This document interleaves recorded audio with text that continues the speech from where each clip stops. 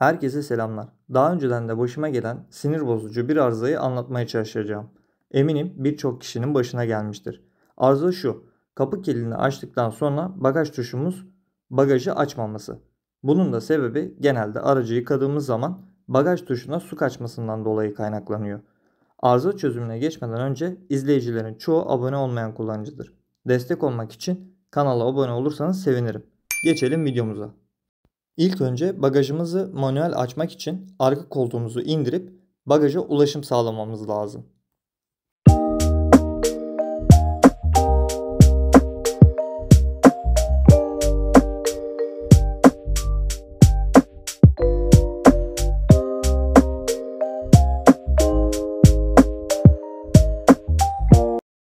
İhtiyacımız olan düz tornavida veya anahtar gibi bir malzemedir. Ben düz tornavida kullanacağım.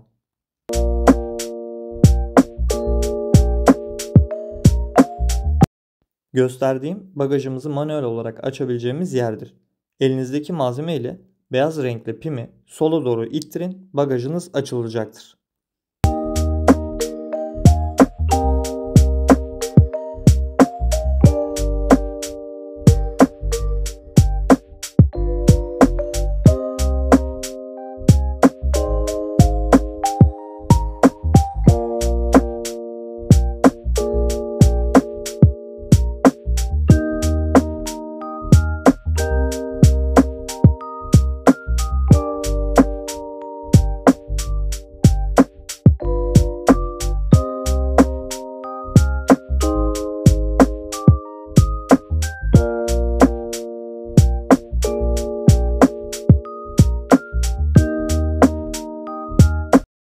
Bagajı açtık. Şimdi de bagaj tuşumuzun arızasını giderelim.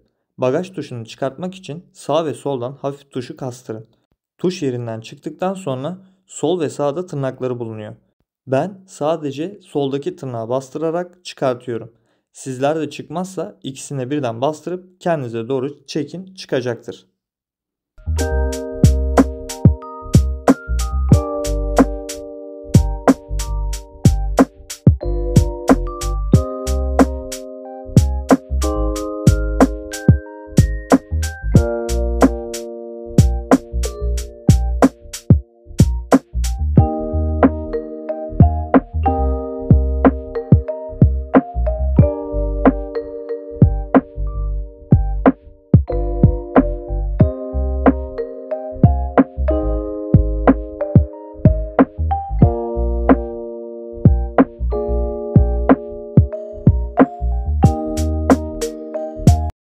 Tuş çıktıktan sonra soketin tırnağını tutan plastiği yukarı doğru kastırıp çekin.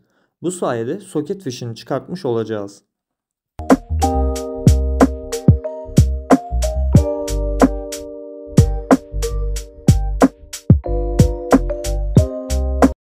Gelelim temizlik işine.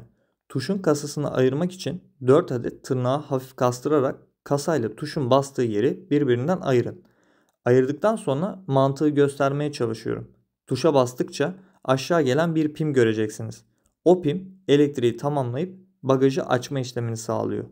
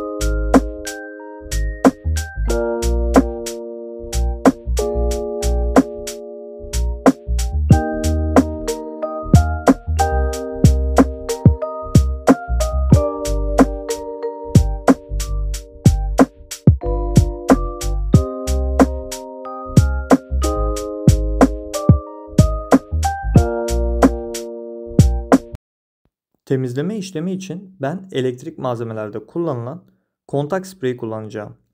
Elinizde yoksa balata spreyi veya yağlayıcı bir ürünle de temizleyebilirsiniz. Önemli olan iyice kuruduktan sonra takıp deneme yapabilirsiniz.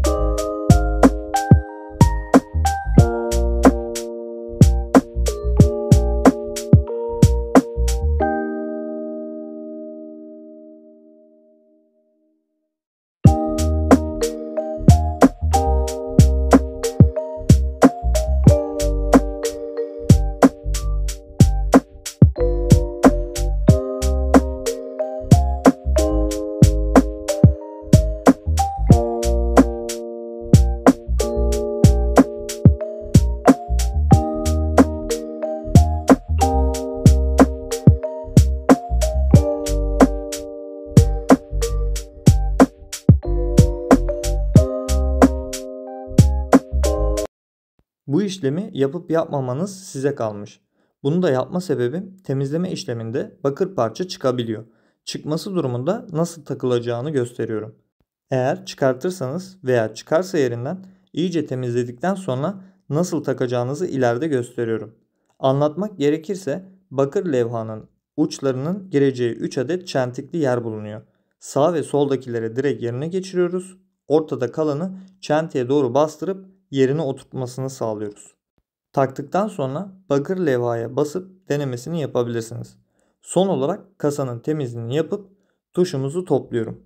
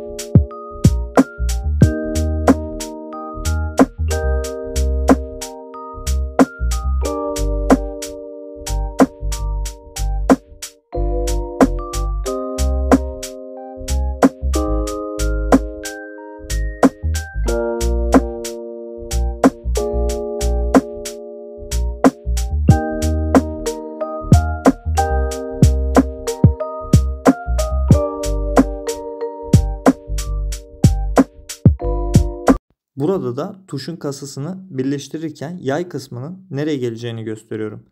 Sizler de buna dikkat ederek takabilirsiniz.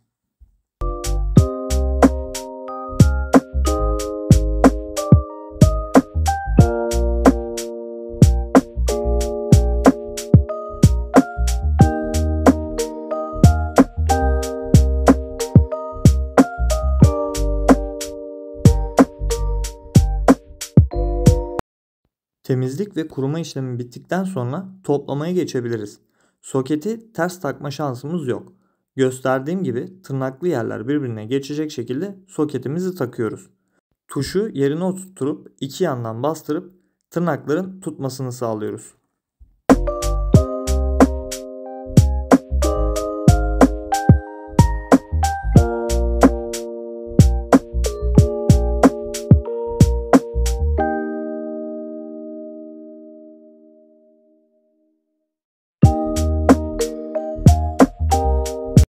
İşlemimiz bu kadar. Bu işlem bizi ne kadar götürür bilemem. Çünkü su kaçtıktan sonra pek yapacak bir şey kalmıyor. En azından manuel olarak açabiliyoruz. Yardımcı olabilsem ne mutlu. Kanala abone olmayı, videoyu beğenmeyi unutmayınız. Başka videolarda görüşmek üzere. Kendinize iyi bakın. Seviliyorsunuz.